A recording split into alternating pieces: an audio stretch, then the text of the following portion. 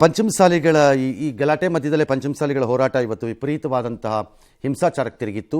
ವಿಧಾನಸೌಧ ಬೆಳಗಾವಿನಲ್ಲಿ ಅವ್ರ ಮೇಲೆ ಲಾಠಿ ಚಾರ್ಜ್ ಮಾಡಿದ್ರು. ಬಹುಜನರಿಗೆ ಗಾಯ ಆಗಿದೆ, ತುಂಬ ರಕ್ತ ಸುರಿದಿದೆ. ಅಲ್ಲಿ ತಳ್ಳಾಟ ನೂಕಾಟ ಆಯಿತು.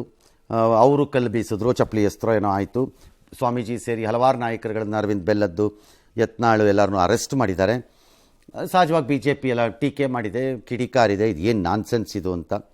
ನೀವು ಆ ದೃಶ್ಯಗಳನ್ನೆಲ್ಲ ನೋಡ್ತಾ ಇದ್ದೀರಿ.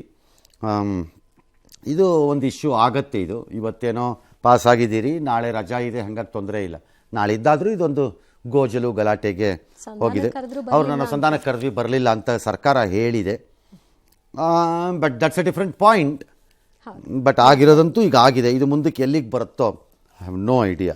ಸಿಎಂ ವಿರುದ್ಧದ ಮೂಡ ಹಗರಣದ ತನಿಖೆನ ಸಿಬಿಐಗೆ ವಹಿಸುವಂತೆ ಕೋರಿ ಸಲ್ಲಿಸಲಾಗಿದ್ದ ಅರ್ಜಿ ವಿಚಾರಣೆಯನ್ನು ಹೈಕೋರ್ಟ್ ಡಿಸೆಂಬರ್ 19ಕ್ಕೆ ಮುಂದೂಡಿಕೆ ಮಾಡಿದೆ. ಲೋಕಾಯುಕ್ತ ಪೊಲೀಸರು ಇಲ್ಲಿಯವರೆಗೂ ನಡೆಸಿದ ತನಿಖೆಯ ವರದಿಯನ್ನು ಮುಚ್ಚಿದ ಲಕೋಟೆಯಲ್ಲಿ ಹೈಕೋರ್ಟ್ಗೆ ನೀಡಿದ್ದಾರೆ.